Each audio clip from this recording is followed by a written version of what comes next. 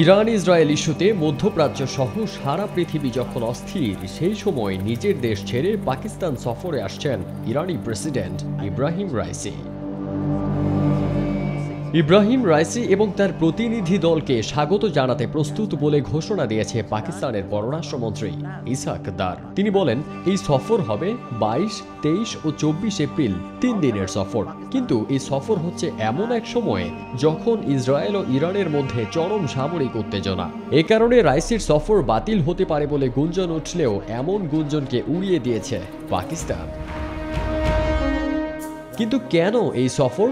অনেক মাস আগে এই সফরের পরিকল্পনা করা হয়েছিল উল্লেখ করে পাক পররাষ্ট্রমন্ত্রী ইসহাক দার বলেন, এই ঘোষণার একদিন আগেই যুক্তরাষ্ট্র সহ জাতিসংঘের প্রায় 50টি দেশের প্রতিনিধিরা সম্মিলিতভাবে ইসরায়েলের বিরুদ্ধে ইরানের ক্ষেপণাস্ত্র ও ড্রোন হামলার নিন্দা করেছে। ইরানের এই আক্রমণকে ইরান ও তার জঙ্গি সহযোগীদের বিপজ্জনক ও অস্থিতিশীল কর্মকাণ্ডের একটি দিক বলে মনে করছে পাকিস্তান, যা আন্তর্জাতিক শান্তি ও নিরাপত্তার জন্য মারাত্মক হুমকি। এই কর্মতৎপরতার লক্ষ্য হচ্ছে ইসরায়েলকে সমর্থন দিয়ে পরিস্থিতির অবনতি ঠেকাতে রাজি করানো। 1 এপ্রিল সিরিয়ার রাজধানী দামেস্কে ইরানি দূতাবাসে বোমা হামলা চালায় ইসরায়েলের প্রতিরক্ষা বাহিনী IDF। ইসরায়েল হামলার দায় স্বীকার না করলেও সাক্ষ্য প্রমাণের ভিত্তিতে পরিষ্কার যে হামলাটি করেছিল IDF। এদিকে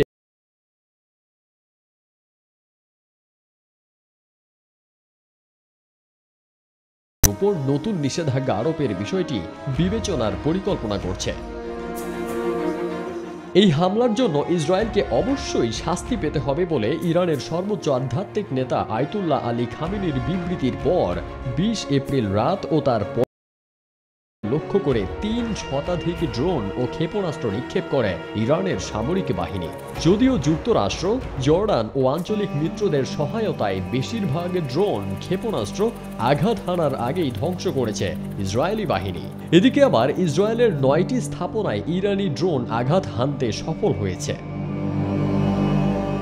ইসরায়েলের প্রধানমন্ত্রী বেঞ্জামিন নেতানিয়াহুও IDF-এর এই সিদ্ধান্তকে সমর্থন জানিয়েছেন। তারপর 20 এপ্রিল শুক্রবার বাংলাদেশ সময় সকাল 6:30টার দিকে ইরানের তৃতীয় বৃহত্তম নগরী ইস্পাহানে ড্রোন হামলা চালায় IDF। তবে হামলায় ব্যবহৃত 3টি ড্রোনই ধ্বংস করেছে ইরানের আকাশ সুরক্ষা ব্যবস্থা। ওয়ালটন ফ্রিজ কিনে অনেকের মতো আপনিও হয়ে যেতে পারেন মিলেনিয়াল। সেরা পণ্যের সেরা অফার। ফিলিস্তিন ইস্যুতে ইসরায়েলের সঙ্গে চরম দ্বন্দ্ব রয়েছে ইরানের। সেই দ্বন্দ্ব আরও ব্যাপকভাবে বেড়েছে গত 7 অক্টোবর গাজায় ইসরায়েলি বাহিনীর অভিযান শুরুর পর থেকে। প্রসঙ্গত 7 অক্টোবর গাজায় ইসরায়েলি বাহিনীর অভিযান শুরুর পর পাকিস্তানও ফিলিস্তিনের প্রতি প্রকাশ্যে দৃঢ় সমর্থন ব্যক্ত করেছে।